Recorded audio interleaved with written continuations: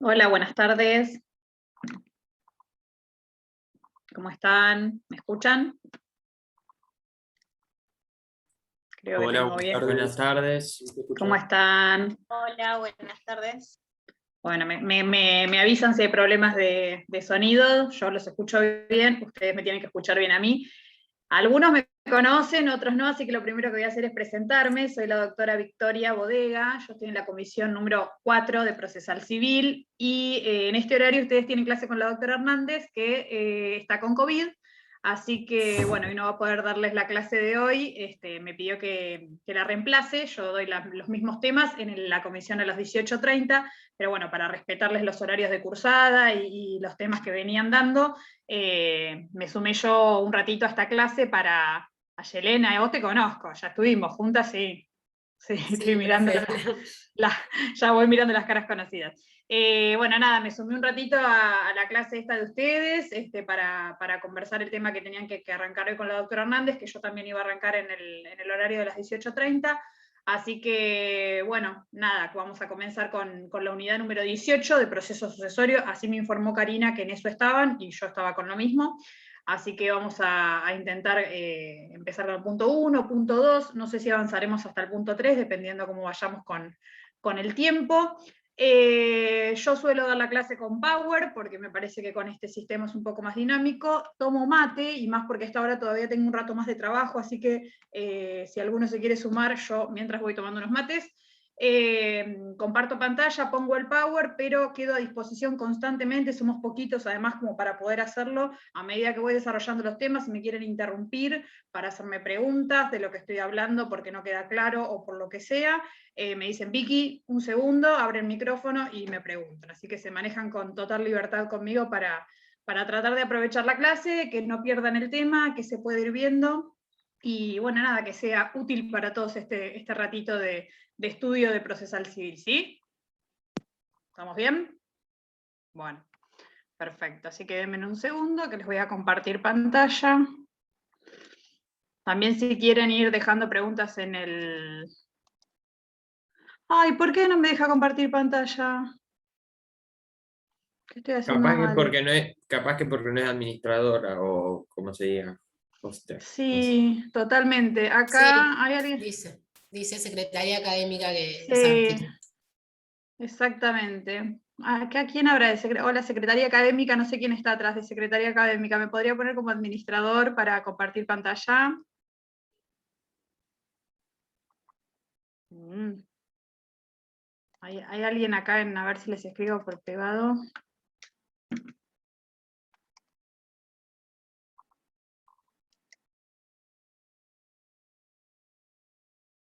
Claro, a la tarde me ponen directamente como administrador, entonces yo ya puedo compartir pantalla, no sé por qué aquí no.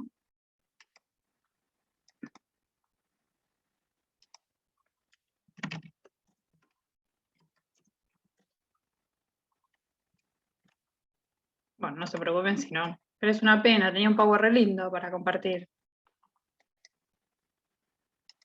Profe, si querés mandalo por acá, por adjunto en el chat y nosotros lo vamos viendo. Bueno. Estoy tratando de comunicarme con alguien de Secretaría Académica para ver si me pueden pasar el rol de administrador. Pero si no, ya lo solucionamos. No vamos a perder mucho tiempo en esto, quédense tranquilos. Es que no sé por qué justo hoy así, porque en general abren el Zoom y se van. Y queda siempre. Claro, sí, totalmente. Es lo que suelo hacer, lo que me suele suceder. No, aparte, Karina, ¿no les pasa también Powers? ¿No comparte? Sí. ¿O no? No, no comparte. Bueno. Denme un segundito que si no... Claro, se sentía re mal la clase pasada ella.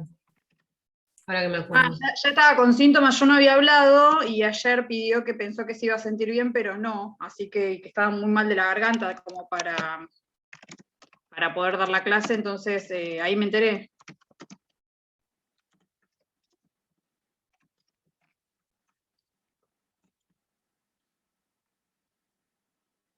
A ver si me contesta bien.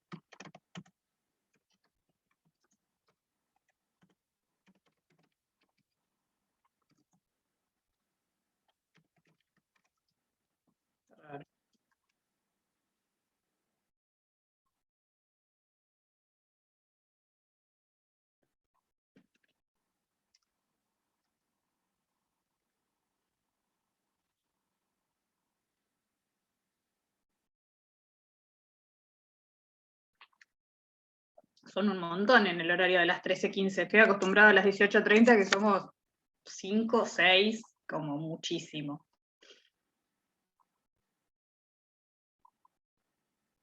Bueno.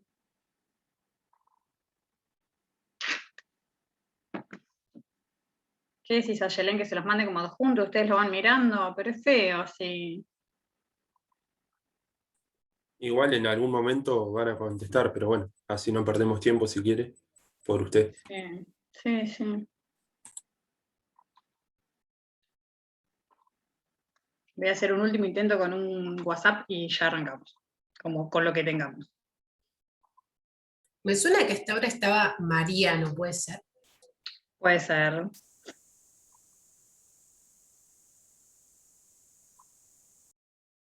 Y el otro día también, creo que Diego al mediodía puso que había tenido algún inconveniente. En este horario, por lo general, Sí. siempre tenemos inconveniente.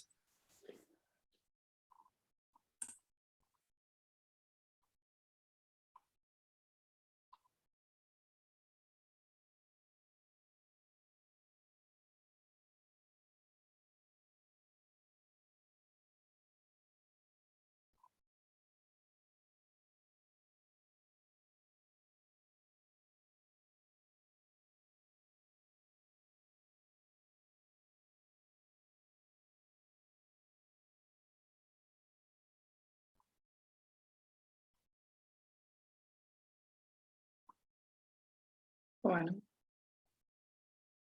Ahí se las dejaron como Ahí. Listo, perfecto. Van a decir, está ansiosa, que no puede esperar un segundo, manda millones de mensajes. No, ya para arrancar la clase. Ahí vamos.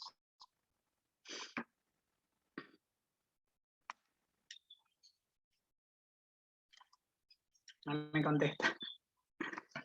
Bueno, ahí vamos entonces. Proceso sucesorio, unidad número 18. Final del programa, último tema. Suelo consignarles para saber de dónde estamos hablando la legislación que vamos a utilizar en particular en esta unidad, y como ya habrán visto en muchísimos temas, y esta no es la excepción, vamos a combinar la utilización de Código Procesal Civil y Comercial de la Provincia de Buenos Aires, por supuesto también el de Nación, pero bueno, consigné el articulado del Código de la provincia, y más que nada lo que me interesa que tengamos en cuenta acá, que vamos a usar Código Civil y Comercial. Como en tantos otros temas les decía, el código de fondo, de nuestro Código Civil y Comercial de fondo, tiene muchísimas normativas en cuanto al proceso sucesorio en particular, así que tengamos los dos códigos a mano para ir trabajándolos. Están citados los artículos de los dos códigos, pero bueno, para tener a mano sepamos que cuando estudiemos unidad 18 y proceso sucesorio, no solo vamos a tener que estudiar códigos procedimentales, ya sea el de la provincia de Buenos Aires o el de Nación, sino que vamos a tener que complementarlo con bastantes normas procesales, pero que están contenidas y las vamos a tener que ubicar en el Código Civil y Comercial. Así que ahí hice la cita del 724 al 773, son muchísimos artículos, pero después vamos viendo que en el desarrollo del proceso no son tan complicados de estudiar. El proceso sucesorio en general tiene sus detalles, pero es bastante sencillo, y lo vamos a complementar con el 2335 y 2362 de Código Civil y Comercial. Arrancamos, trato de hacer el power en función del programa. Si van con el programa, los puntos que voy tratando son los mismos, así que vamos haciendo programa y detalle de los temas. Sucesión universal. ¿Qué es lo primero que tenemos que saber cuando estudiamos proceso sucesorio? Primero, que es uno de los que se conocen en nuestro derecho como procesos universales, que implican que son procesos que van a tratar la universalidad justamente del patrimonio de una persona con la finalidad de su liquidación y distribución. Esos son, o sea, los procesos universales que nuestro derecho regula tienen ese fin, la liquidación total y distribución del patrimonio universal de una persona. ¿Cuáles son los procesos universales que tenemos en nuestro derecho? Dos, y uno es el que vamos a estudiar ahora. Proceso sucesorio y procesos concursales. Proceso concursal, ustedes tienen una materia destinada exclusivamente al estudio de esa cuestión, y proceso sucesorio es lo que vamos a estudiar un poco ahora, la parte de forma, porque en definitiva el fondo de sucesiones también lo tienen en una materia separada, entonces ahí hay que combinar un poco la parte fondal con la parte procesal que vamos a estudiar en esta materia. Así que cuando hablamos de sucesión universal, lo que tenemos que saber es esto, que los procesos universales son aquellos que se refieren a la universalidad del patrimonio de una persona, tendiente a su distribución y posterior liquidación, y que los dos que tenemos en el proceso argentino, en el derecho argentino, proceso sucesorio y proceso concursal. Ingresando en particular al concepto del proceso sucesorio, o sea, ¿qué es el proceso sucesorio o para qué lo vamos a utilizar? Y puse diferentes puntitos sobre cuáles son los objetivos que persigue este proceso sucesorio. En primer lugar, uno ya lo adelantamos, que es la universalidad, la liquidación y distribución de la universalidad de los bienes de una persona, pero sin irnos a eso, primero determinar quiénes son los sucesores de una persona muerta o declarada presuntamente muerta. Lo de la presuntamente muerta es que vamos a ver esto de declaración con presunción de fallecimiento, pero en particular, en general digo, perdón, en un proceso sucesorio tenemos una persona que ha fallecido y el principal objetivo en general de los procesos sucesorios es identificar quiénes son los herederos de esa persona. Entonces ese es el primer objetivo que vamos a buscar con el inicio de un proceso sucesorio. En segundo lugar, vamos a tratar de precisar la cantidad y el valor de los bienes que integran el patrimonio de esa persona, como segunda cuestión. ¿Me dan un segundo? Por favor, ya vengo, que tengo que atender una llamada urgente, ya regreso.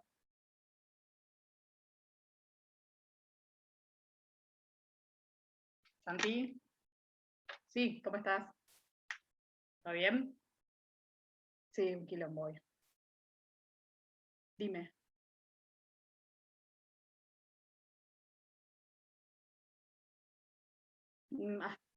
Hasta hace un ratito no tengo noticias, hasta hace un ratito, pero bueno, puede que en este ratito haya pasado. Viste que esto era minuto a minuto. Confirmo en un segundo qué pasó y lo preparo para mañana a primera hora.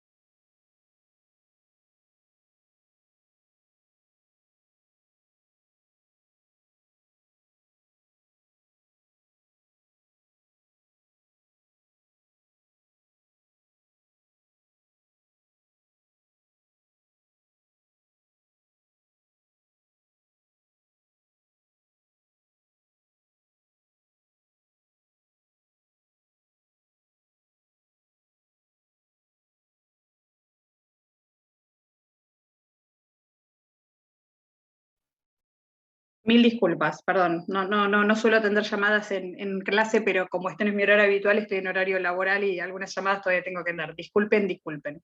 Bueno, retomo.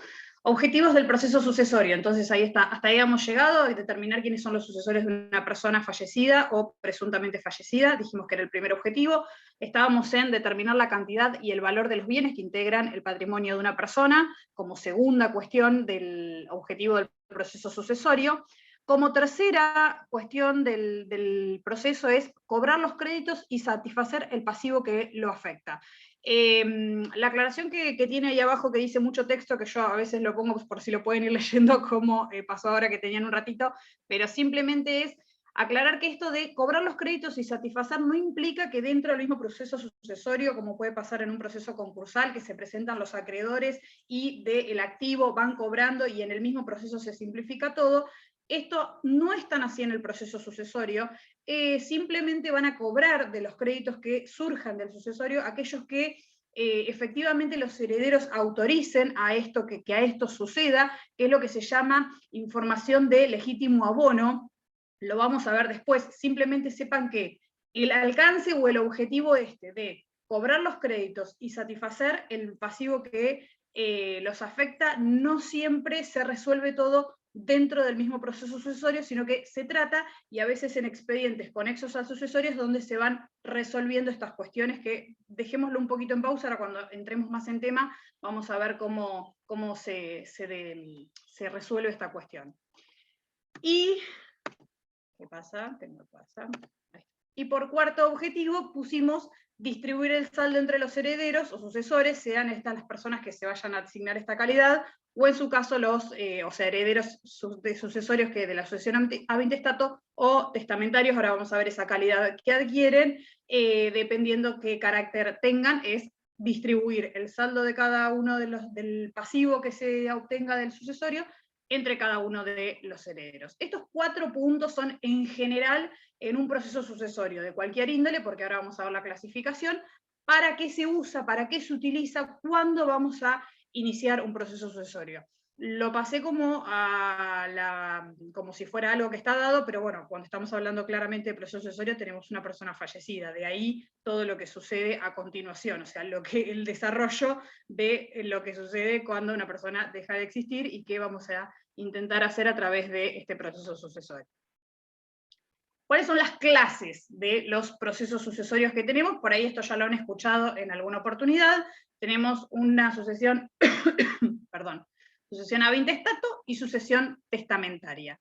Básicamente, la diferencia general, ahora vamos a leer en detenimiento la clasificación del cuadro, la diferencia general es la existencia de un testamento. Cuando existe un testamento, o sea, cuando el causante, que ahora vamos a ver a quién denominamos causante, que es la persona fallecida, haya dejado un testamento, la sucesión va a tramitar del modo testamentario. Ahora vamos a ver los requisitos. Cuando ese testamento no exista, la sucesión va a ser ab intestato. Esas son las terminologías que la ley indica y otorga a cada una de las sucesiones en función de esto, la existencia de testamento o la inexistencia de él justamente. Yo ahí en el cuadrito consigné que la sucesión testamentaria es aquel que debe tramitarse cuando el causante estableció por escrito, como acto de última voluntad, a quien quiere que se le transmitan los bienes luego de su muerte. Básicamente, la existencia de un testamento. Ahí puse por escrito y acto de última voluntad, que vamos a ver más adelante, que son los requisitos que tiene que tener un testamento, instituyendo herederos en particular en ese acto por escrito.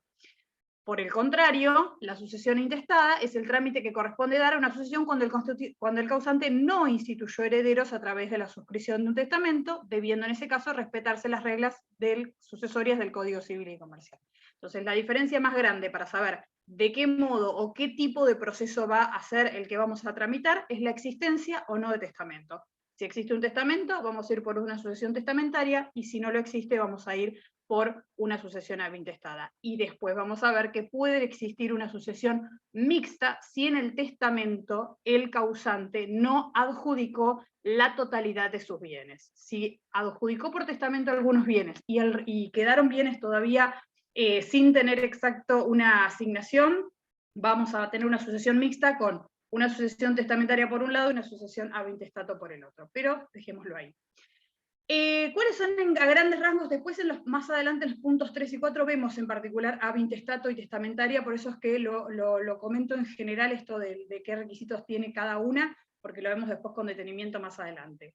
Pero en particular, en la sucesión testamentaria, para que proceda, necesitamos claramente un testamento válido, dijimos que era el rasgo distintivo de este proceso, o la aprobación de un testamento que equivaldría a la declaratoria de herederos, que ahora lo vemos que es un trámite particular de la sucesión ab intestada, el cumplimiento de las diligencias pruebas, que es la apertura y protocolización del testamento y la citación de otros herederos, que el testamento contenga justamente institución de herederos, no solo mandas y legados, porque a veces los testamentos no tienen esto de indicación de quiénes serían los herederos testamentarios si no se cubren estos requisitos básicos para la iniciación de una sucesión testamentaria, y que se disponga de la totalidad de los bienes, que es lo que acabo de comentar, que si no sucediere de la totalidad de los bienes, van a quedar un remanente que va a tener que tramitar por una sucesión ab intestada.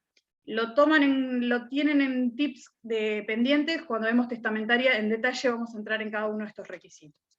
Por su parte, la ab intestato, que dijimos que cuando no hay un testamento y que va a tramitar conforme las normas del Código Civil y Comercial, Los requisitos justamente es que no haya testamento, o existiendo uno es declarado inválido porque no cumple con los requisitos que tiene que tener la existencia de un testamento.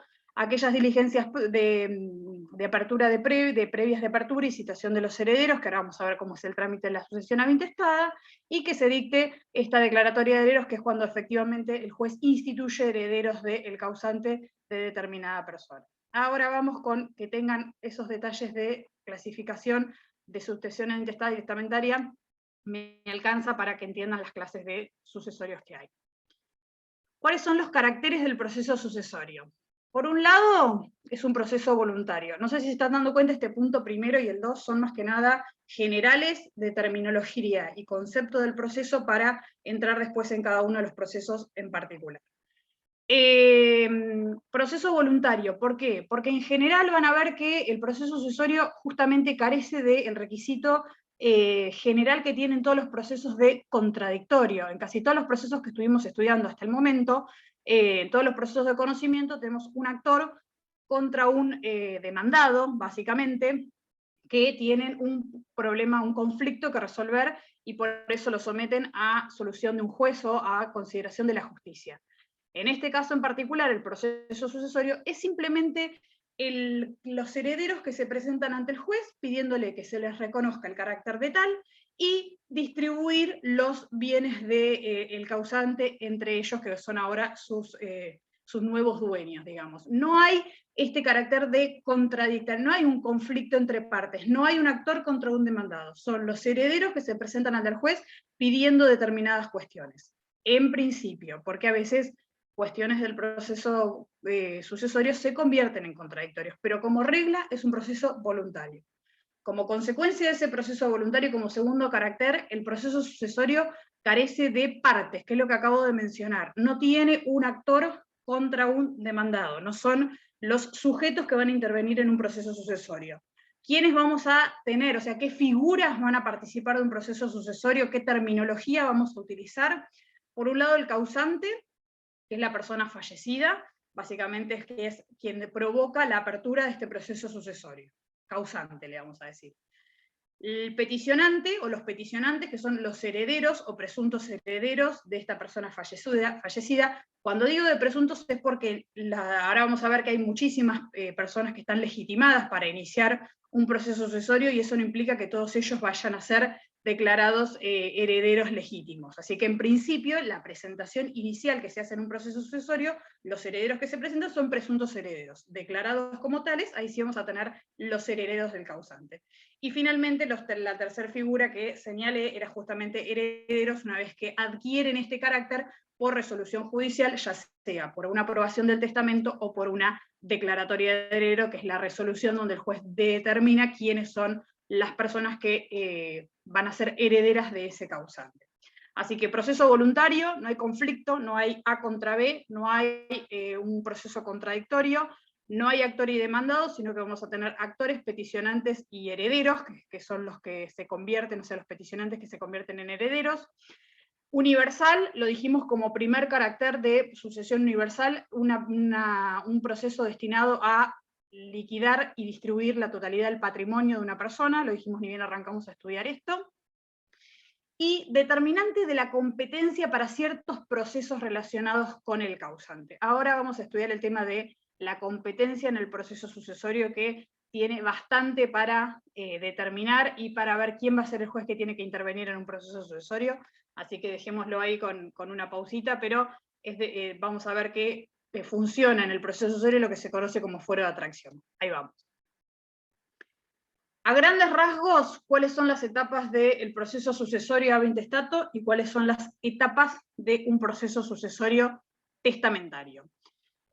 Puse 6 puntos en cada uno y después hice unas pequeñas líneas de tiempo a ver si con una forma gráfica nos resulta más sencillo. ¿Por qué? Porque en principio hay como los 3 primeros puntos son los que diferencian proceso testamentario y proceso ab intestado, y una vez que empieza con inventario y avalúo y partición, esos 3 trámites son comunes a ambas sucesiones. ¿Cuáles son las etapas del proceso ab intestato? Comienza con lo que se conoce con un periodo informativo. Comienza con el pedido de apertura de sucesión ab intestato. comprende la apertura efectiva del juez, cuando el juez efectivamente tiene por abierto el proceso sucesorio y ordena el libramiento de oficios a los diferentes registros, cita a otros herederos que pudiesen existir y demás. Cumplido todos esos requisitos, que después vamos a ver en detalle, pasa a la segunda etapa, si queremos decir, que sería la declaratoria de herederos. La declaratoria de herederos es la primera gran resolución que tiene una sucesión ab intestato. Es, cumplido todos los requisitos de iniciación y todo lo que el juez requiere como parte previa de un proceso sucesorio, el juez determina en esta declaratoria de herederos como principal resolución quiénes efectivamente suceden o representan o son los herederos de la persona fallecida. Esa es el hito de la primera gran resolución del proceso de sucesión ab intestato. A continuación sigue inventario, avalúo y partición, ya es la parte liquidativa del proceso sucesorio ab intestato. Tenemos como esta primera parte, que ahora la vamos a ver en la línea de tiempo, declarativa, que es simplemente para saber quiénes son los herederos, y esta segunda parte liquidativa para saber cuáles son los bienes, cómo se van a distribuir, cómo se van a evaluar, o sea, cuál es el valor que esos bienes tienen, y la partición final, que es adjudicar a cada heredero lo que le corresponde. Muchas sucesiones quedan solamente con el dictado de una declaratoria de herederos. ¿Por qué? Porque a veces no hay bienes que distribuir, aunque en general no se inician procesos al solo efecto de tener una declaratoria de herederos, porque siempre tiene el objetivo final, que es adjudicar algún bien. Pero muchísimas sucesiones se inician, se declaran herederos del causante de determinadas personas, y con el tiempo, que ahora vamos a ver eso se puede hacer, se van denunciando bienes que se van distribuyendo entre los diferentes herederos declarados. Pero esas son opciones de tramitación. Ahora vamos a ver. Por otro lado, la sucesión testamentaria, fíjense que tiene esta etapa inicial, con la petición de apertura del sucesorio, con la existencia de un testamento, el cumplimiento de los informes a los registros, que eso vamos a ver que los mismos informes a los registros se piden en la ab intestato, y la protocolización del testamento, que es como uno de los requisitos más importantes, que es, ahora vamos a ver cómo se le da formalidad a este testamento presentado. Por otro lado, se cita a los herederos instituidos, si existen, y si no, los restantes beneficiarios, y el equivalente de la declaratoria de herederos de la sucesión ab intestada es la resolución sobre validez del testamento en la sucesión testamentaria. O sea, tenemos estos tres primeros pasos que se cierran con declaración de herederos en la ab intestato, termina con declaración de validez del testamento en la testamentaria. Son el equivalente de las resoluciones en ambos procesos. Los últimos tres pasos de liquidación, inventario, avalúo y partición son los mismos que acabamos de ver. A ver, por ahí con esta línea gráfica se visualiza mejor lo que acabo de decir. La primera línea representa la sucesión ab intestato, y esta segunda de aquí abajo la sucesión testamentaria. Hasta donde está esta llavecita verde que se ve con poquita claridad, serían los pasos diferentes que tenemos en cada una de las sucesiones. Fíjense que dijimos que la testamentaria se abre con la petición de apertura, cumplimiento de informes, publicación de dictos y vista al agente fiscal, y finalizaría, no tiene como segundo apartado, la declaratoria de herederos. Por su parte, se inicia la sucesión testamentaria con la petición de apertura, cumplimiento de informes, protocolización del testamento, citación de herederos instituidos, y el equivalente de la declaratoria es la resolución de validez de testamento. Hasta acá es donde estos dos procesos tienen sus diferencias, y donde estamos en ambos procesos en la parte de declaración de herederos, y una vez que finaliza esta etapa pasamos a esta segunda parte, donde ya es común en ambos procesos, inventario, avalúo. Vemos acá que hay inscripción de declaratoria de herederos que no tenemos en la testamentaria, es el único puntito que tenemos de diferencia, pero no altera el proceso que se va siguiendo en esta etapa liquidativa de ambos procesos, inventario, avalúo y partición. No sé si queda gráficos como para tener una idea general de los trámites que después vamos a ir estudiando de a poquito. Después lo vamos en todo caso mirando con más detenimiento cuando empezamos en cada uno de los procesos. Pero, grandes rasgos, ambos procesos se inician, las primeras partes son de diferencia, la primera gran resolución de la ab intestato, la declaratoria de herederos, la primera gran resolución de la testamentaria, es la resolución que decreta la validez del testamento. Vamos a la competencia en el proceso sucesorio. Gran tema es la competencia. Fíjense que, a diferencia de todos los procesos que estuvimos estudiando con anterioridad, que la competencia está determinada por Código Procesal, Civil y Comercial, en la competencia del proceso sucesorio vamos a ir al Código Civil. Les dije que había cuestiones de forma, en el Código de Fondo. Así que vamos a estudiar la competencia en el proceso sucesorio con Código Civil y Comercial. Como primera medida vamos a leer el 2336 del Código Civil y Comercial, que nos da la regla general, o sea, quién va a ser juez competente en un proceso sucesorio. Dice el 2336 que la competencia para entender en el juicio sucesorio corresponde al juez del último domicilio del causante. Antes de seguir con esa coma, eso es el ABC de la competencia en el proceso sucesorio. El juez del último domicilio del causante. Donde fallece puede no coincidir con el lugar del último domicilio, sino el último domicilio donde está consignado efectivamente donde el causante tenía su domicilio. Ese va a ser juez competente para entender en todas las causas, porque ahora vamos a ver que puede generar muchísimas causas que se concentran ante un mismo juez. Entonces, como regla, para partir de toda esta cuestión de competencia, último domicilio del causante, juez competente. El 2336 continúa, dice, sin perjuicio de lo dispuesto en el 2643. Entonces yo ahí, como dice, les indiqué el 2643 porque se va un poco de la normativa que estábamos estudiando, dice, está en la sección 9, capítulo 3, libro 4 del Código Civil y Comercial, y yo sigo, les indiqué acá, digo, bueno, ¿qué dice este artículo 2643 que sería la excepción a lo que estábamos conversando?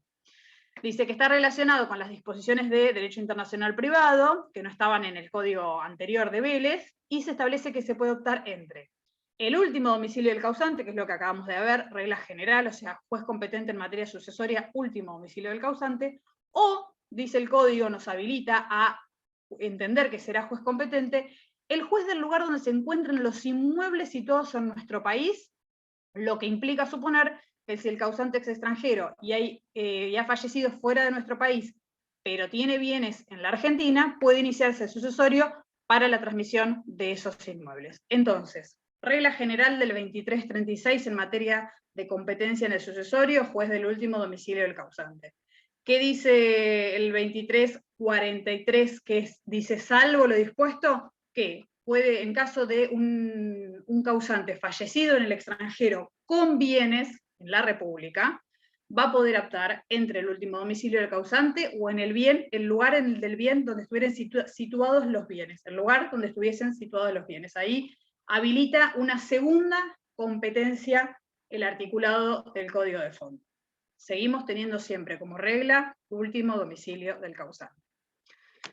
Por otro lado, este 2336 que nos marca la regla general y como primera excepción nos da esta situación del causante extranjero con bienes en la República, continúa diciendo que también marca la competencia para otro tipo de procesos relacionados con el causante, como acciones de petición de herencia, nulidad de testamento, litigios, dice, demás litigios que tienen lugar con motivo de la administración y liquidación de la herencia, o sea, el mismo 2336, además de fijarnos las competencias, de darnos esta excepción que acabamos de mencionar, nos dice en qué tipo de causas va a seguir siendo competente el juez del sucesorio. Nos indica en forma detallada en qué acciones en particular va a ser competente este juez del sucesorio, además del sucesorio en general, claramente. Y al margen de las disposiciones estas en particulares del 2336, también hay que tener en cuenta que vamos a tener a competente a este juez del sucesorio en todas aquellas cuestiones que se vean atraídas por el foro de atracción. Que le pongo un punto y ahora vemos a continuación qué es y cuándo procede el foro de atracción con todas sus reglas generales y excepciones. Y finalmente dice que el mismo artículo 2336 nos da una excepción al foro de atracción, que ahora lo vamos a ver con detenimiento, que es cuando el causante deja un solo heredero. Ahora vamos a ese punto. Entonces, este 2336, como regla de competencia en materia sucesoria lo leen y lo estudian con detenimiento, porque marca la regla en materia sucesoria que es juez del último domicilio del causante, porque les da la excepción, la primera excepción está del 2643 con domicilio, un causante en el que fallece en el extranjero que podría tener competencia acá por los bienes que están radicados en nuestro país, hace una indicación de aquellas causas en donde también va a ser materia competente el juez sucesorio, y nos da la excepción al fuero de atracción con el heredero único, que ahí vamos a estudiar. Una pregunta. Sí. Si el ejemplo es al revés, es Sí. un causante argentino que tiene un bien inmueble, tiene domicilio en Argentina, acá por el Mar del Plata, y un departamento, no sé, en Uruguay.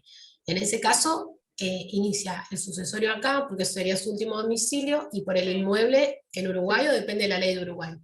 Depende de la ley uruguaya. Ahí, o sea, la competencia del sucesorio va a ser argentina porque es el domicilio del causante, pero hay que ver cómo combinás con la ley uruguaya para tramitar ese bien, cómo lo incorporás al sucesorio argentino. Pero la competencia del proceso sucesorio va a ser argentina. Ah, por eso dice derecho internacional privado, ¿no? Exactamente. Exactamente. Ahí hay que combinar, hay que ver cómo combinan las leyes de uno y de otro, pero la competencia la fija domicilio del causante. O sea, en ese caso que me planteaste. La excepción es a contrario, pero entendiste bien, interpretaste bien porque me marcaste la diferencia de cuando los bienes estuviesen en otro lado y no aquí, y el fallecimiento se hubiese producido acá. Perdón, me voy a tomar un mate. Antes de entrar en fuero de atracción, quedó claro que el 2336 lo leen, lo analizan con detenimiento, cualquier duda me consultan, pero es la base de la cuestión de competencia en materias sucesorias que trae bastantes conflictos, este temita en particular, en la jurisprudencia. Ahora vamos a ver algunos ejemplos donde se ha generado algún que otro conflicto. Prórroga de la competencia. ¿Qué es como primer concepto que es la prórroga de competencia? Se tienen que acordar que lo estudiaron para la primera parte, que el artículo 1 del Código de Procedimientos, fíjense cómo combino y voy de un lado al otro, recién estábamos en Código Civil y Comercial y hablé del 2336 y todos los detalles de la norma, ahora me fui un segundo al artículo 1 del Código Procedimental para hablar de prórroga de la competencia, porque el artículo 1 establece esta posibilidad de desplazar la competencia territorial de los jueces, siempre y cuando se trate de un proceso de contenido patrimonial y todas las partes estén de acuerdo. Entonces, esa es la regla general en materia de prórroga de competencia que establece el Código de Procedimientos, que tenemos habilitado para cualquier tipo de proceso. Lo que ha sucedido en materia sucesoria, que ahí yo les puse cuál es el interrogante que se ha generado, es si se puede promover la sucesión en un lugar distinto al del último domicilio del causante, que es la regla general que fija el código de fondo, si todos los herederos están de acuerdo.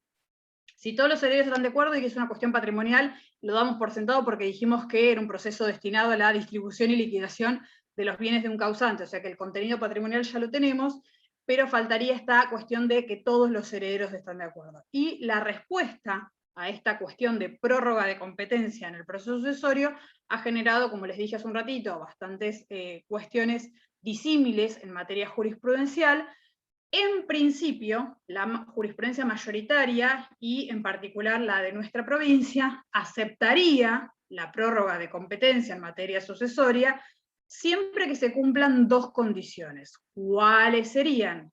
Como dice la norma, que todos los herederos estén de acuerdo, como primero gran requisito, y en segundo lugar, que el desplazamiento sea dentro de la misma provincia.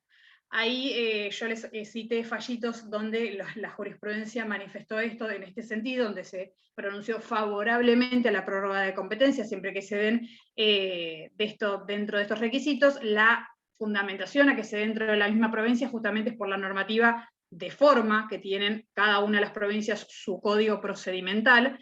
Entonces, en este contexto es donde sí sería procedente la prórroga de la competencia. Sin embargo, como en todo en el derecho, esta prórroga no es siempre admisible, y hay doctrina que más que nada, hay un autor que se llama Goyena Copelo, que se utiliza mucho en materia sucesoria, que se sigue, yo tengo bastante de lo que pusimos en los apuntes es de este autor, que en principio establece que, dice que la doctrina especializada dice que no es posible utilizar el instituto de la prórroga de competencia del artículo 1, ya que la sucesión en principio no es un asunto exclusivamente patrimonial, y en ese sentido incluye cuestiones de orden público, y en ese sentido no podría funcionar este instituto de la prórroga de competencia.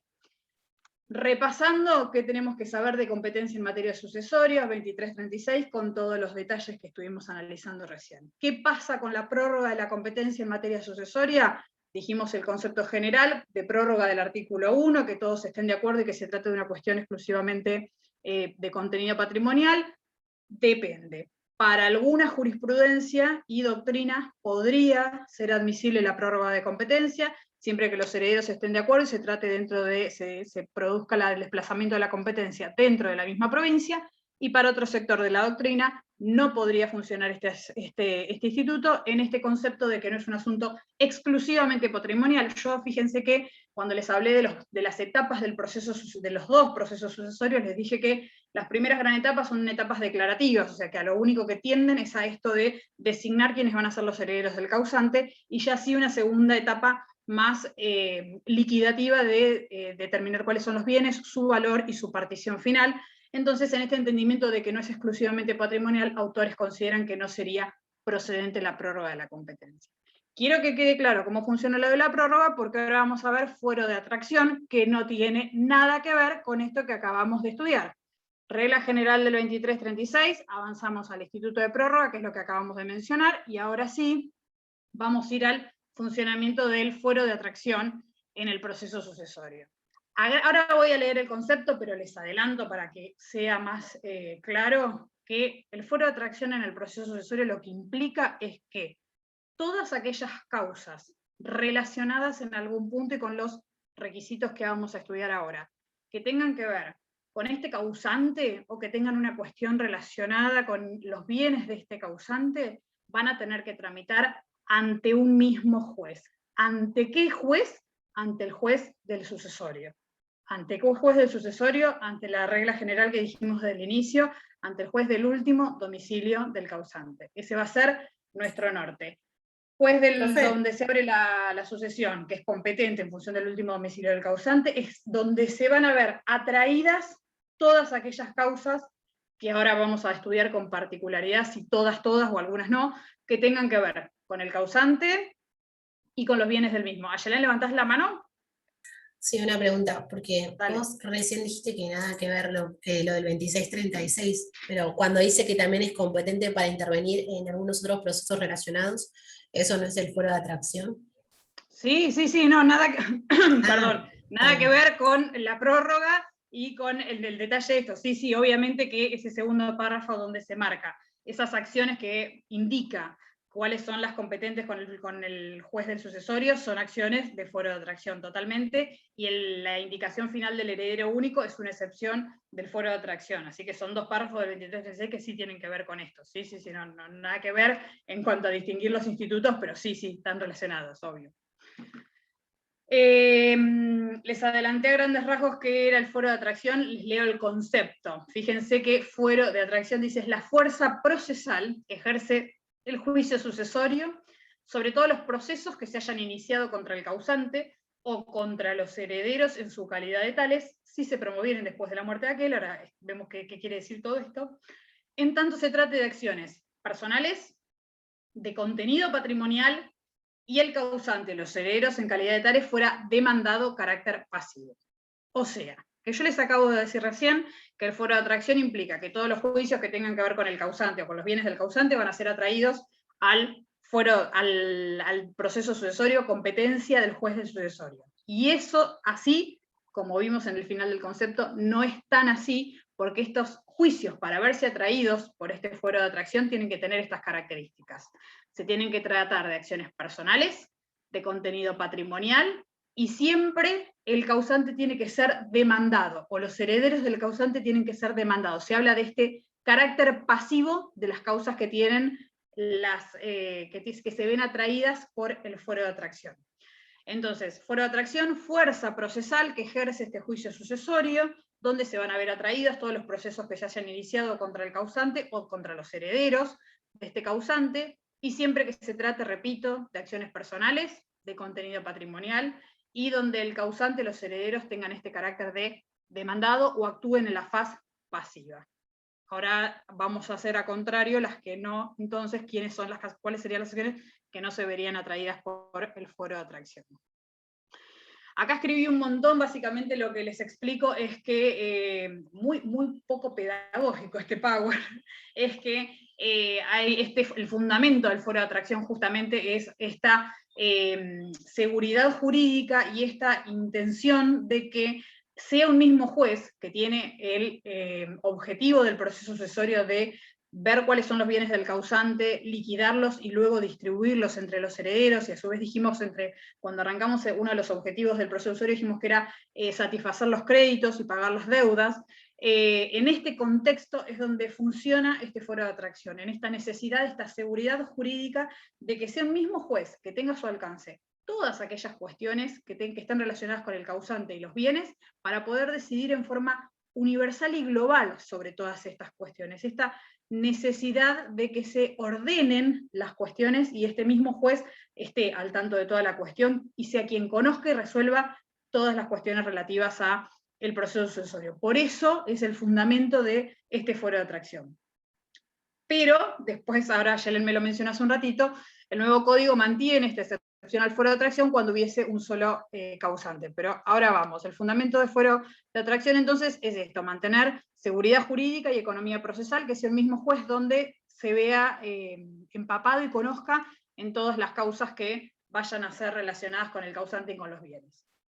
Ahora, hace un ratito cuando leímos el concepto dijimos acciones personales de contenido patrimonial y con la faz pasiva, donde el causante o sus herederos sean demandados. La pregunta que hice ahí fue, entonces, ¿todos los juicios del causante deben ser atraídos por el foro de atracción? Y yo ya les adelanté que no todos son atraídos. Así como dijimos cuáles sí eran atraídos, a contrario, acá puse los 3 puntos de aquellas causas o acciones que no van a verse atraídas por el foro de atracción. Como primera cuestión dijimos que tenían que ser acciones personales. ¿Qué nos deja fuera? Acciones reales. Todas las acciones reales de los bienes del causante no van a ser atraídas por el foro de atracción. Si ya fueron iniciadas, van a seguir tramitando ante el juez donde fueron iniciadas. Y si no fueron iniciadas, no van a necesitar pedir la conexidad con el juez donde tramita el sucesorio. Entonces, acciones personales sí se ven atraídas por el foro de atracción, acciones reales quedan excluidas del foro de atracción. ¿Por qué sería eso? ¿Por qué sería eso? ¿Cuál es el? ¿Cómo? ¿Por qué no atrae a las acciones reales? Las acciones reales porque se entiende que el juez competente es el juez de donde está situada la cosa. No alcanzaría simplemente la competencia personal de las acciones, sino la cosa es la que marca la competencia del juez.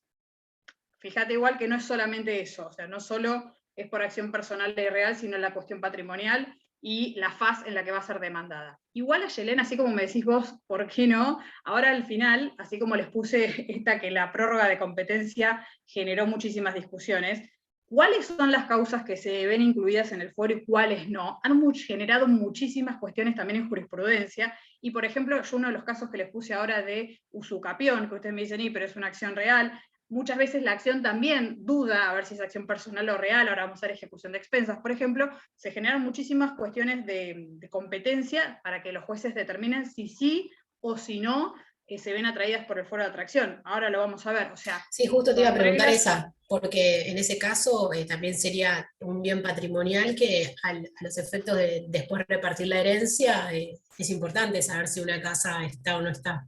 ¿Bien patrimonial dijiste? No, por ejemplo, en un usucapión. No dije nada, no dije nada de matrimonio. Pues bien matrimonial dije, ojo ahí, porque justo división de sociedad conyugal también es una acción...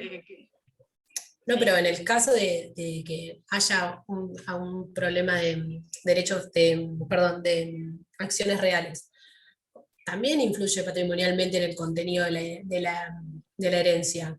Sí, totalmente, pero que no tramiten ante el mismo juez del sucesorio con todas las características y los fundamentos de los cuales yo di, de por qué es necesario este foro de atracción, no implica que un juez de un sucesorio, pese a que haya una acción real que no esté dentro de su esfera de conocimiento y de decisión, no la tenga en cuenta los efectos de resolver, porque tranquilamente se puede pedir el expediente, si bien el juez no va a tener decisión, porque ustedes fíjense que el fuero de atracción lo que hace es fijar la competencia, y fijar la competencia del juez implica que va a ser ese juez competente el que va a resolver en esa causa. Entonces, que no funcione el fuero de atracción significa que el juez sucesorio no va a resolver en esa causa, pero no significa que no vaya a tener en cuenta qué pasó con esa causa. Entonces, la información sobre la causa la va a tener, no va a tener la decisión. En principio, el funcionamiento de la aplicación de estas leyes con estas reglas generales de qué sí y qué no, funciona bien a los efectos de resolver qué va a pasar con los bienes de un proceso sucesorio. Pero no significa que no haya excepciones y que no haya situaciones donde se confunde y el límite es finito y no se decide con una absoluta... con un criterio absoluto sobre qué pasa con determinadas cuestiones. Puede haber jurisprudencia encontrada y ahora lo vamos a ver. Para los efectos del examen y del estudio, para que quede claro y no haya tanta duda a ver sobre qué sí o qué no, acciones personales las incluimos en el foro de atracción, acciones reales las sacamos. Segundo término, dijimos que tenían que ser de contenido patrimonial, con lo cual eso nos elimina todas aquellas cuestiones de contenido extrapatrimonial, como tenencia de hijos, régimen de visitas, hago con comillas, división de sociedad conyugal porque es bastante polémico, en principio sería patrimonial e incluiría, pero es una de esas cuestiones que quedan pendientes, pero más que nada las cuestiones de familia, que uno puede identificar con más claridad, extrapatrimoniales, o sin contenido patrimonial, como le quieran llamar, quedarían afuera del foro de atracción.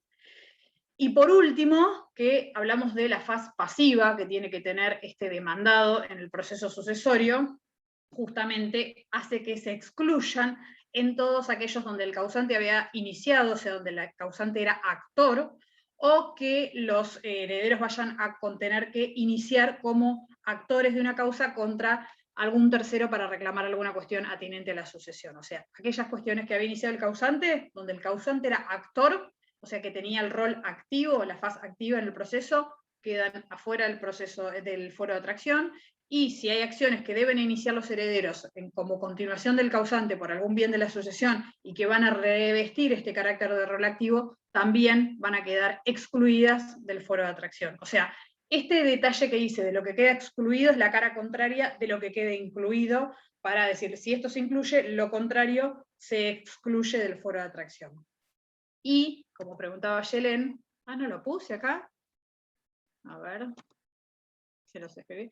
No, ya me fui de tema. Bueno, ahora después se los paso. Les había hecho un resumencito de causas que se generan dudas sobre si están incluidas o no en el foro de atracción. La usucapión era una. En el Departamento Judicial de Mar del Plata, Yelen, la jurisprudencia es bastante uniforme en decir que queda excluida del foro de atracción la usucapión como un proceso real, queda afuera de la atracción del sucesorio, en principio en Mar del Plata, que es donde uno actúa, la jurisprudencia ya se ha expedido de esto. Ejecución de deuda de expensas, que en principio uno dice, bueno, si siguen a la cosa o si siguen a la persona, se ha discutido muchísimo también si corresponde o no. La ejecución de expensas se ha entendido que sí, se ve atraída por el foro de atracción por su carácter exclusivamente patrimonial. ¿Alguien tocó algo? Bueno. Y así hay bastante detalle de varios casos y cuestiones jurisprudenciales sobre aquello que incluye el foro de atracción y aquello que no. ¿Quedó claro? Suele ser pregunta de examen la competencia en el proceso sucesorio, la prórroga de la competencia, conforme estuvimos estudiando recién del artículo 1 del Código de Procedimientos y las cuestiones jurisprudenciales al respecto, y el fuero de atracción, cuándo procede y cuándo no, sacando estas cuestiones que pueden dar duda y que pueden generar criterios jurisprudenciales disímiles. Tenemos reglas que el código marca sobre cuándo sí y cuándo no procedería este foro de atracción. Ya ahí nos vamos al tema de la apertura del proceso sucesorio. Estoy mirando, ¿es el punto 2 ya del programa? A ver si quedó algo colgado del punto 1. Es el punto 2 ya. Perfecto. Etapas, competencia, prórroga, fuero. Perfecto. Apertura del proceso sucesorio.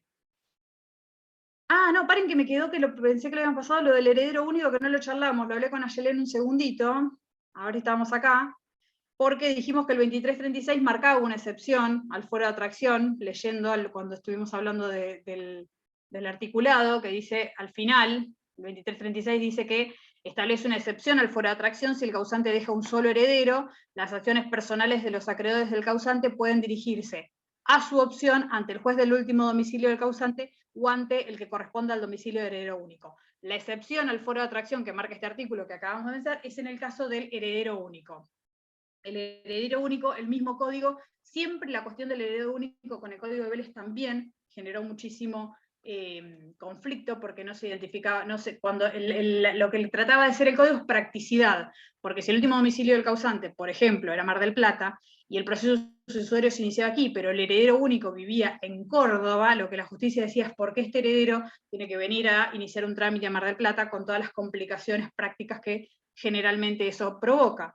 Entonces el código da una excepción a este fuero de atracción y dice que si deja un solo heredero, en el caso de existir este solo heredero, las acciones personales sí podrían dirigirse a opción del acreedor, ante el juez del último domicilio del causante o al domicilio del heredero único. Esta excepción al fuero de atracción sí la marca la norma, la establece particularmente y es en el caso del heredero único. Artículo 2336, infine. Ayelem.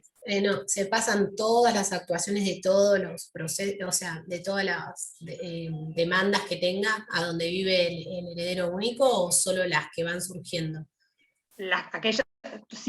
Primero si se iniciasen, o sea, si correspondiesen, y segundo, las que vos fíjate que dice a opción del acreedor, o sea que puede iniciarla en el último domicilio del causante, y ahí sí se va a determinar el foro de atracción en el domicilio, o sea, sí marca la competencia donde se inicien aquellas acciones. Si se opta por el domicilio del heredero, va a ser ese heredero el que marque el foro de atracción, y ahí sí van a tener que dirigirse todas las acciones.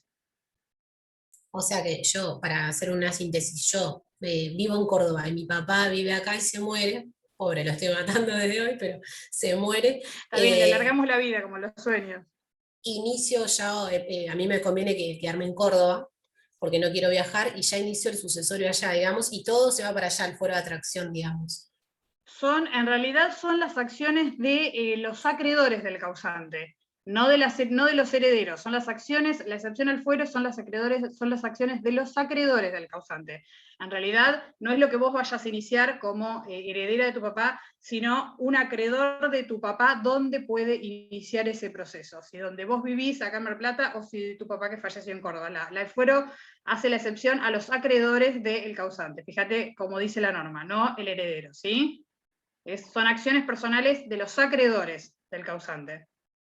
¿Sí?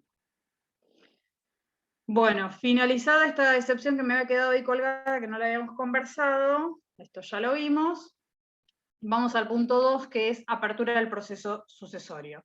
En general, cuando hablamos de apertura del proceso sucesorio, hablamos de cualquiera de los dos procesos, ya sea testamentario o ab intestato, sin hacer mayor diferencia, porque las reglas generales en principio podrían utilizarse para ambos procesos.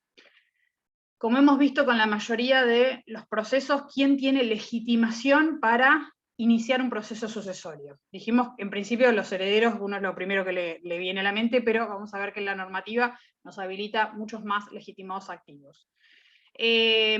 Como les puse en el tema de la prórroga y en el tema de la competencia, los legitimados activos están en el código de fondo, mezclan algunos en el código de fondo, otros en el código de forma, así que vamos a ir viendo el articulado, quién nos legitima para iniciar el proceso sucesorio. Como primera medida, los herederos, 2278, sean legítimos o testamentarios, o sea, cualquiera sea el carácter que revistan, están legitimados para la iniciación del proceso sucesorio. Incluso dice cuando sean personas por nacer que actúan por intermedio de sus representantes necesarios, y los herederos deberán acreditar siquiera prima facie tal calidad. Después vamos a ver que sí o sí uno de los requisitos primordiales para la iniciación de un proceso sucesorio por parte de un heredero es acreditar ese vínculo. O sea, si sos el hijo, la partida de nacimiento, el vínculo que te una con la persona fallecida es lo que sí o sí debemos iniciar en este tipo de procesos, acreditar el vínculo con el causante. Entonces, cualquier heredero legítimo testamentario está legitimado para la iniciación de un proceso sucesorio. ¿Quién más va a poder iniciar un proceso sucesorio? El cónyuge supérstite, o sea, la mujer o el marido del causante, sea a título de heredero por bienes propios, que ahí es donde hablábamos recién con Ayelén de la disolución de la sociedad conyugal, que a títulos propios del causante o como partícipe de la sociedad conyugal puede reclamar, puede iniciar, tiene legitimación para la iniciación de los procesos sucesorios. Entonces, herederos, cónyuges. Tercer punto, cesionarios. Fíjense que ahí me fui al 2302, 2303. Yo en cada uno de estos puntitos donde indiqué un legitimado, indiqué la norma que habilita a estos legitimados a la iniciación de estos procesos. Cesionarios de derechos hereditarios también pueden iniciar, están legitimados para la iniciación de procesos sucesorios. Los acreedores, ahí me voy a código de formas, 729 del Código de Procedimientos, dice que después de transcurrido 4 meses del fallecimiento del causante, su intervención transcurridos 4 meses, los acreedores pueden iniciar un proceso sucesorio y su intervención cesa cuando se presente a juicio algún heredero o se provea su presentación en forma legal. Como regla general, acreedores pueden iniciar con este condimento del tiempo de los 4 meses del fallecimiento del causante, porque en principio se entiende que hay que darle tiempo a un heredero o a un cónyuge supérstite o a un cesionario que inicie el proceso sucesorio, si no el acreedor podría, y va a cesar su participación si se presentase un heredero. El albacea, que después vamos a ver que es el albacea, perdón, yo siempre le pongo mal el acento, díganlo bien, no como yo. El albacea es una figura típica de la sucesión testamentaria, ya lo vamos a ver con detenimiento. El albacea puede iniciar y tiene legitimación para iniciar el proceso sucesorio. Un legatario de cuota, que ahí fíjense que al final cité el artículo 2278, que hace la diferencia de qué es un heredero y qué es un legatario. El heredero es la persona que va a tener acceso a la totalidad de los bienes del causante, en cambio el legatario es que recibe un bien particular o un conjunto pequeño de bienes del causante, pero no esa universalidad. Esa es la diferencia conceptual entre el heredero y el legatario. Dice el legatario de cuotas, se llama por esta porción de bienes que recibe o esta individualidad de bien que recibe, pero de cualquiera de las maneras que sea, el legatario puede iniciar un proceso sucesorio. El cónsul, en caso de extranjeros, que es lo que hablamos hace un rato del tema de la combinación con el derecho internacional privado, y la autoridad encargada de recibir herencias vacantes, que ya vamos a ver qué son estas herencias vacantes, que en la provincia de Buenos Aires de esto se ocupan las fiscalías de Estado. El fiscal de Estado es quien tiene esta posibilidad, esta legitimación para iniciar procesos sucesorios cuando se trate de bienes que en principio no tienen herederos conocidos y se van a reputar vacantes, y después los beneficiarios son organismos de la provincia donde corresponda. Lo vamos a ver después por separado, la herencia vacante, pero la autoridad encargada, que en este caso es el fiscal de Estado, es quien tiene legitimación. Cualquiera de todas estas personas que enumeramos desde que iniciamos con legitimación activa pueden iniciar un proceso sucesorio, ya sea de índole testamentario o de índole ab intestato. Artículo 730, fallecimiento del heredero. ¿Qué pasa cuando el heredero que inicia el proceso sucesorio fallece? Bastante fea la situación. Ya tenemos un causante y un heredero que inicia el proceso y en el trámite también fallece. Dice que si quienes promueven la sucesión son los herederos de un posible heredero, deben justificar su calidad de tales mediante la presentación de la declaratoria dictada a su favor o del testamento que los instituye. Lo que el código habilita es básicamente que los herederos del heredero continúen el trámite de la sucesión. Después vamos a ver que es muy importante en todo el trámite sucesorio, fundamental, y los jueces van marcando bastante los caminos en esto, de ir acreditando los vínculos que se van generando entre los herederos y obviamente cada heredero con el causante para tener la legitimación acreditada y poder ir avanzando en el proceso. Si no están acreditados los vínculos, ya sea el del heredero que inicia con el causante, el heredero del heredero, en este caso de que fallezca un heredero que también va a necesitar su sucesión, las sucesiones se frenan y hasta tanto estos vínculos no se vayan acreditando, no avanzan a la etapa que sigue. Entonces, es siempre fundamental, o al inicio de un proceso sucesorio, o en el caso del fallecimiento del heredero que inició, acreditar el vínculo. Ahora lo vamos a ver cuando veamos en detalle cada proceso, pero como abogados de la matrícula, la acreditación de los vínculos en los procesos sucesorios es fundamental. Eso y saber ante qué juez tengo que iniciar el proceso sucesorio, y por eso es que hicimos tanto hincapié en la cuestión de competencia. ¿Cuáles son los requisitos que vamos a tener que tener en cuenta para la iniciación de un proceso sucesorio? Están marcados o indicados en el artículo 724 del Código de Procedimientos de la Provincia de Buenos Aires. Ahí están la indicación de todos aquellos requisitos. agrego a grandes rasgos, ahora vamos a ver en particular los del sucesorio, todos los requisitos que estuvieron viendo de cualquier escrito judicial que se vaya a presentar en un expediente, todos los requisitos que estuvieron viendo en particular de los escritos electrónicos que estuvimos estudiando ahora con este último tiempo, a todo lo que puede indicar la normativa, le anexamos y lo nutrimos de toda la parte digital, lo que implica las firmas, lo que implica la forma, el tipo de letra, la forma en que se va a presentar, todos los requisitos de cualquier escrito judicial, y en particular los que vamos a señalar ahora son los que tenemos que tener en cuenta para iniciar el proceso sucesorio. Como primera medida, y como si fuera cualquier, o sea, el escrito de iniciación de un proceso sucesorio sería el equivalente al de demanda judicial. No quiero hacer el equivalente como para que lo tengan en miras, no tienen tanto que ver en esto de que dijimos que este es un proceso voluntario, y todo lo que tiene que ver la parte de contradicción en un escrito de iniciación de un proceso sucesorio no lo vamos a tener que consignar, pero para que tengan en cuenta que es el escrito inicial del proceso sucesorio, el del 724, como si fuera una demanda en un proceso de conocimiento. Como primera medida debe bastarse a sí mismo, dice, a fin de dictar esta resolución de apertura del proceso sucesorio, que es lo que estamos buscando, o sea, tener todos los requisitos para que el juez pueda identificar que están cumplidos y efectivamente abrir el proceso sucesorio. Como lo indica el 724, justificar el carácter de parte legítima, que es lo que estuvimos estudiando recién, o sea, que efectivamente la normativa nos habilite la iniciación del proceso sucesorio, y por supuesto acompañar la partida de función del causante. Entonces vamos a tener que acreditar el carácter de legitimado activo, el vínculo con el causante, y la partida de defunción de la persona fallecida. Estas tres herramientas son necesarias para este escrito de iniciación de procesos sucesorios. A su vez, si es muerte presunta, ¿cómo es? Es una sentencia, ¿no? Sí, hay primero, como primera medida, tiene que haber una sentencia donde se declare, esto está más adelante, pero te adelanto, tiene que haber una sentencia donde se declare presuntamente fallecido al fulano, al causante, que va a ser las veces de certificado o partida de defunción, digamos. O sea, el equivalente a esta partida de defunción va a ser esta sentencia donde se lo declare presuntamente fallecido a esta persona. Sí, totalmente. Tenemos que, o sea, de alguna manera hay que acreditar la muerte, ya sea por la partida de defunción, que es el instrumento general por el cual se acredita cualquier fallecimiento, o con una sentencia que declare presuntamente fallecida a la persona cuyo sucesorio estamos intentando iniciar. Capacidad. Acá dice que quien promueve un proceso sucesorio puede, si es civilmente capaz, hacerlo por su propio derecho.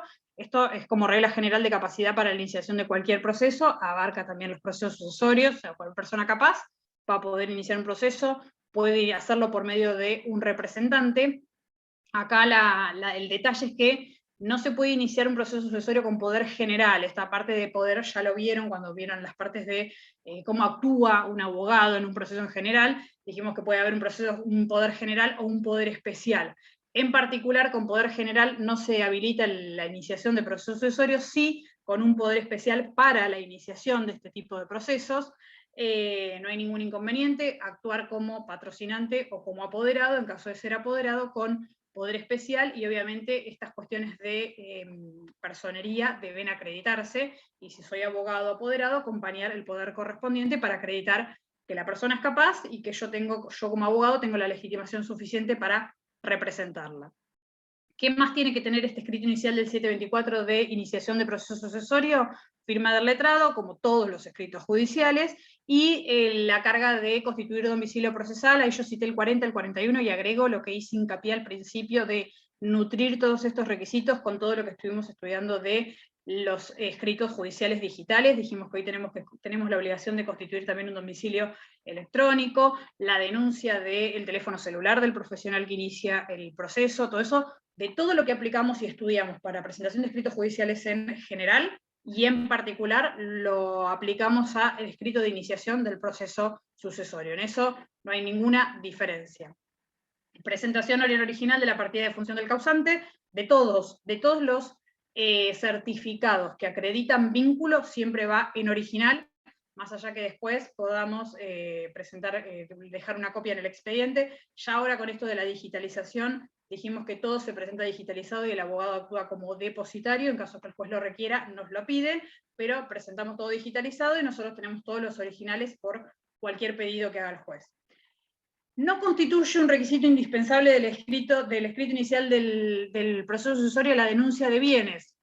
Hoy les dije que dependía del objetivo que tuviesen los herederos, y más que nada me voy a animar a decirles que más allá del objetivo del acceso económico, los procesos sucesorios salen plata como todos los procesos, y más que nada la parte de adjudicación de bienes que implican la inscripción de los bienes en los diferentes registros y a nombre de los diferentes herederos. ¿Por qué digo todo esto?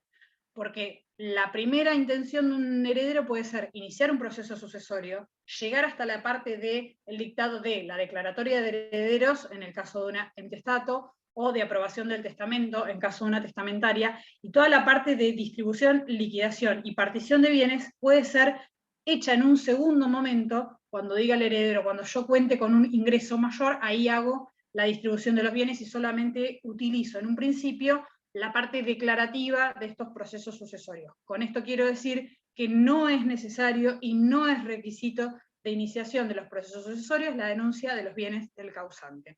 No es necesario denunciarlos, los podemos denunciar con posterioridad, incluso se puede ir haciendo una denuncia paulatina de bienes, o sea, denunciar que tenía determinada casa, que puede ser adjudicada a determinado heredero, con posterioridad la denuncia de un auto, y ahí se va a distribuir de determinada manera. Entonces podemos ir denunciando individualmente cada uno de los bienes. No es necesario en el escrito de iniciación denuncia de bienes del causante. Y si en caso de tratarse de una testamentaria, sí denunciar la localización del testamento, si conocemos de su existencia, y dónde estaría, si estos datos, o sea, el domicilio donde este documento se encontraría, si este dato lo tenemos. Esto es un requisito propio en el caso de iniciar una sucesión testamentaria. Medidas de seguridad 725, que es como las cautelares del proceso sucesorio, que es que frente al riesgo de que durante el proceso, desde la iniciación del proceso sucesorio o desde el fallecimiento del causante y hasta que estos bienes efectivamente sean partidos, o sea, distribuidos a cada uno de los herederos en la parte que le toca, o fueran sufrir disminuciones porque son bienes que se pueden llegar a perder, básicamente el código nos da la posibilidad de que se adopten medidas de seguridad o medidas cautelares para el cuidado de estos bienes. Entre estas medidas de seguridad, pues vamos a ver que está la designación de un administrador provisional, que es quien va a administrar todos los bienes del sucesorio, hasta tanto se determine quiénes van a ser los dueños individualmente. O sea, las medidas de seguridad es esto, medidas cautelares tendientes a la protección del patrimonio relicto. Lo que nos habilita el código es la posibilidad de pedirlas, como todas las medidas cautelares, justificando obviamente cuáles son las necesidades que se tienen que tener, y en función de los bienes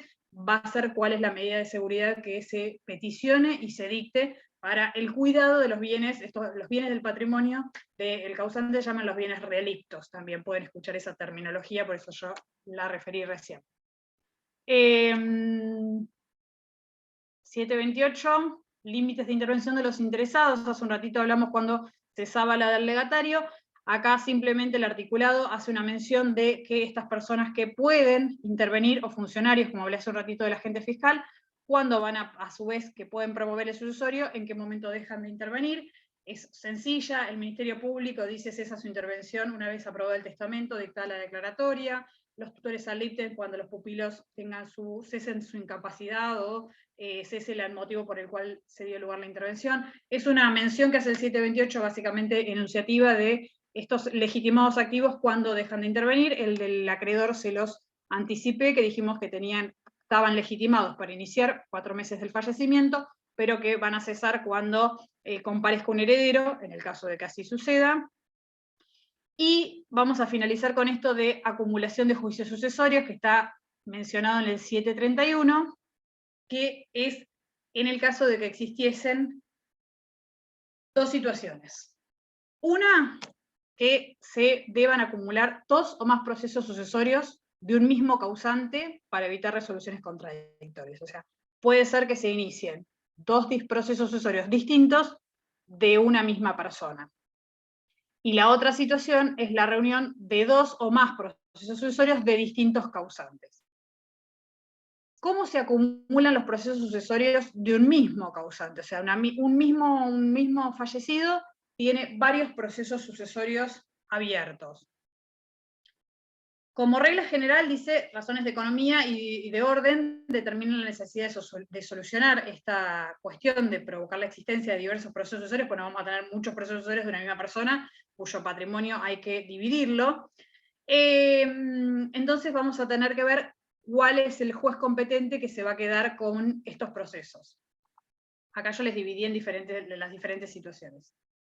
En el caso de que estos procesos que se hayan iniciado de un mismo causante, sea uno intestato y uno testamentario, o sea que difieren de diferentes reglas, porque un heredero tenía conocimiento de un testamento, inició un proceso testamentario, otro heredero no lo sabía, se consideró legitimado e inició, entonces tenemos proceso sucesorio, proceso testamentario. La regla del 731 es que asigna preferencia al proceso promovido a raíz de un testamento, y al margen del acto de última voluntad que se trata. Entonces, si tenemos varios procesos sucesorios iniciados de un mismo causante, de diferente tipo, uno testamentario y uno ab intestato, vamos a acumular todos ante la competencia del juez del proceso testamentario. Es quien marca la competencia, el proceso testamentario. En el caso de que sean procesos de la misma naturaleza, o sea que sean todos testamentarios o todos ab intestato, para tener en cuenta cómo los vamos a acumular, vamos a tener en cuenta el grado de adelanto de cada uno de estos procesos. Si el más adelantado, por decirlo de algún modo, el más avanzado en la tramitación es el ab intestato, va a ser el que va a generar la acumulación y todos los procesos van a hacerse ante el juez donde tramita la sucesión ab intestato. Si el grado de adelanto es mayor, es el del testamentario, ese es el que va a marcar la competencia y allí se van a acumular todos los procesos que haya sobre este mismo causante. Abajo yo les hice una aclaración porque como todo lo que estuvimos viendo, puede suceder que a veces el grado de adelanto no sea tan determinante y en función de todos los avances o las complicaciones que puede haber tenido uno u otro proceso sucesorio, esta regla no sea tan patente. Pero no nos vayamos no nos detengamos en situaciones más particulares, sino que tengamos en cuenta estas dos reglas de acumulación del 731. Sobre un mismo causante, procesos de diferente índole, testamentario o intestato, acumulamos con el testamentario. Procesos de la misma índole, del mismo causante, del mismos procesos sucesorios ab intestato o testamentario, el de mayor avance. Esa es la regla para marcar la acumulación.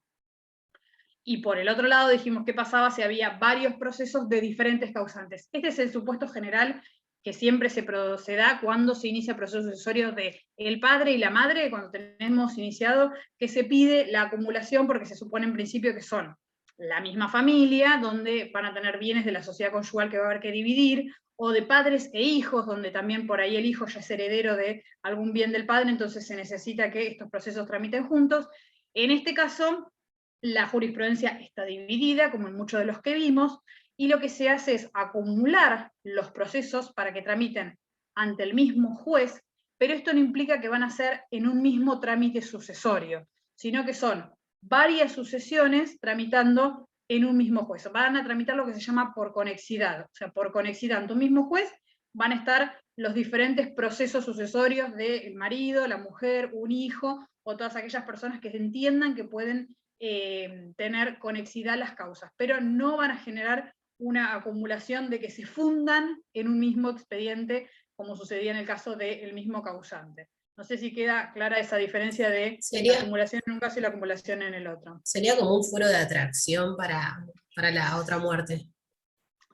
Sí, pero no con los mismos requisitos que estuvimos hablando del fuero de atracción. Es más causas conexas, como estuvieron hablando cuando estudiaron al principio el tema de la acumulación de procesos y la imposibilidad de que tramiten en forma separada para evitar sentencias contradictorias, es más asimilable a eso, de tener los diferentes causantes de una misma familia bajo un mismo juez para ir evaluando cómo van funcionando las diferentes particiones que se van haciendo en cada uno de los patrimonios de estos causantes. En el caso primero que estuvimos hablando del mismo causante y los diferentes procesos, las sucesiones se funden y se acumulan en un solo proceso, o sea, dejan de existir todos esos expedientes diversos que se van formando del mismo causante y se unifican en función de estas reglas que estuvimos hablando, dependiendo si se trata de testamentario o intestato, quién marca la competencia, o si se trata de la misma sucesión del que tiene el mayor avance. Y ahí es donde se determina